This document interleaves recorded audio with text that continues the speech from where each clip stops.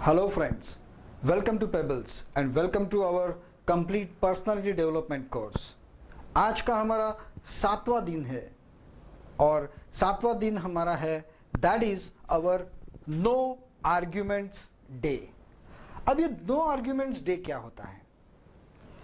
मैंने पिछले दिन कहा था जब हमारा डम डे था कि जो लोग शादीशुदा है, जिनकी शादी को 1 साल हो गया है, उन्हें तो अच्छी तरह से पता होगा कि आर्ग्यूमेंट्स क्या होते हैं। और आर्ग्यूमेंट्स में आपको ये भी पता चल गया होगा कि आर्ग्यूमेंट्स का कभी अंत ही नहीं होता। क्यों? ऐसा क्यों होता है? क्योंकि कई बार ऐसा आपने देखा होगा कि बाद में हम ये अपने मन में एडमिट भी कर लेते हैं कि यार उस दिन एक्चुअली मेरा पॉइंट ऑफ व्यू या मेरा बोलना गलत था।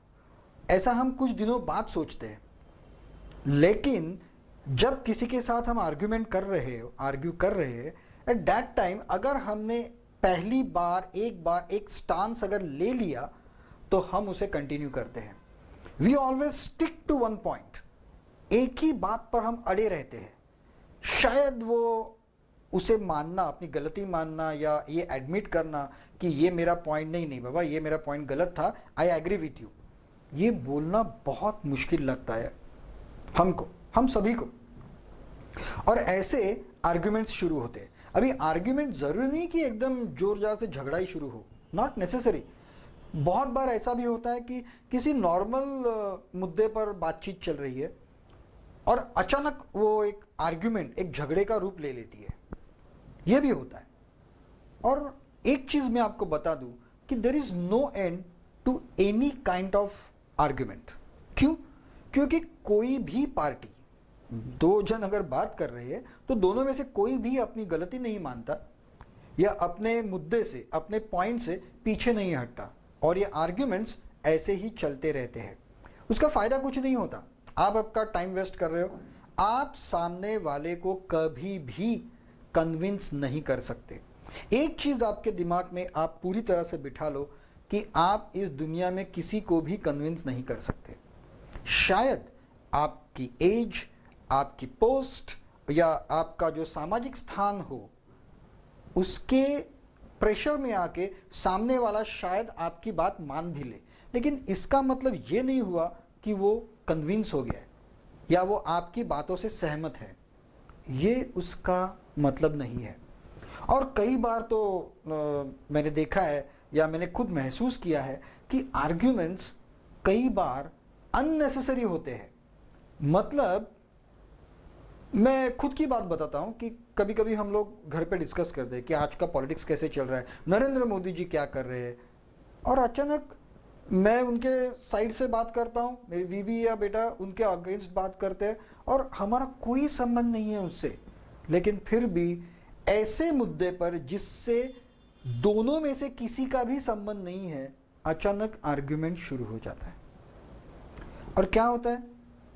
उसका फल एक तो झगड़े में होता है, और अगर झगड़ा नहीं भी हो तो भी दोनों लोग कहीं ना कहीं अपने मन में हर्ट हो जाते हैं, क्योंकि उन्हें पता है कि भले उनका मुद्दा गलत हो फिर भी वो नहीं मान रहे, या फिर भले सामने वाला कन्विंस हो या ना हो, हमने किसी को हर्ट किया है ये हमें पता चलता है दूसरे दिन। क्या आपके साथ ऐसे कभी हुआ है कि झगड़ा हुआ घर में या बाहर, किसी के साथ, फ्रेंड के साथ आर्ग्यूमेंट्स हुए और दूसरे दिन आपको पता चला अरे मैंने बहुत गलत किया यार, कुछ झगड़े वाली बात ही नहीं थी, पता नहीं कैसे एक बोलते बोलते एक दूसरे झगड़ने लगे और कुछ मतलब नहीं था यार, आई डिड वेरी रॉन्ग। क्या आपको ऐसा लगता है कभी दूसरे दिन, तीसरे दिन? तो आप क्या करते हो? क्या आप कभी उन्हें बताते हो कि भाई उस दिन जो हमने आर्ग्यूमेंट हुआ था, आई वॉज रॉन्ग, मेरी गलती थी या मेरी गलती है? ये दुनिया के सबसे डिफिकल्ट वर्ड्स या दुनिया का ये सबसे डिफिकल्ट सेंटेंस है बोलने के लिए। कई लोग अपनी गलती नहीं मानते।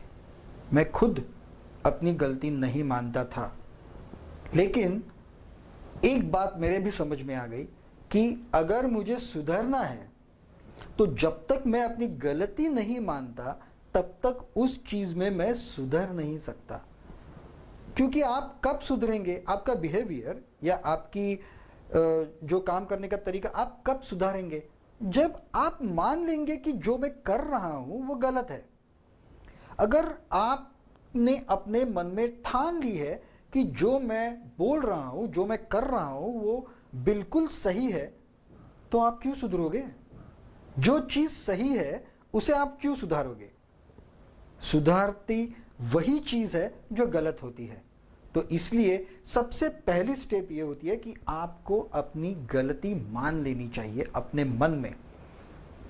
तो इसीलिए ये हमारा 7वां दिन है, that is a no argument days. पहले ही मैंने कहा था, अगर आप शादीशुदा है तो घर में आपको आर्ग्यूमेंट करने का चांस ही नहीं मिलेगा, क्योंकि आपको पता है आर्ग्यूमेंट करने से क्या होता है, घर में क्या होता है यह तो आपको पता है। तो आपको ख्याल रखना है, मैं बाहर भी किसी के साथ आर्ग्यू नहीं करूंगा, क्योंकि बहुत बार ऐसा होता है जब आप सुबह काम के लिए बाहर निकलो या आपको कहीं अच्छे काम के लिए जाना है या कहीं जाना है, और अगर घर में कोई बोलाचाली हो गई, कुछ आर्ग्यूमेंट्स हो गए, तो उस वक्त तो घर में जो हस्बैंड लोग होते हैं वो तो कुछ बोल ही नहीं पाते, लेकिन वो बाहर जाके वो सारा गुस्सा बाहर निकालते हैं। आपने ऐसा भी सुना होगा अपने ऑफिस में या कहीं भी, अगर बॉस बहुत भड़क गया है, किसी को बहुत कुछ बोल रहा है, तो लोग बोलते हैं शायद बीवी के साथ झगड़ा करके आया है घर से। सुना होगा ना कभी, तो ऐसा होता है। तो आपको आर्ग्यूमेंट सिर्फ घर पे ही नहीं, आपको बाहर भी आर्ग्यूमेंट नहीं करने हैं, इसका ध्यान रखना होगा। तो उसके लिए कुछ टेक्निक्स है। फॉर एग्जाम्पल, कई बार होते हैं कि जो आर्ग्यूमेंट्स से अपना कोई संबंध ही नहीं होता है, at that time you can count 1 to 10 count कीजिए। या फिर अगर आपका संबंध है और आप बोलना चाह रहे हो, आप मतलब झगड़ा करना है, मुझे उससे डिबेट करना है, आर्ग्यू करना है, ऐसा अगर मन में आए तो मन में कंटिन्यूअसली बोलते रहिए, stop stop stop, you idiot, you fool, stop.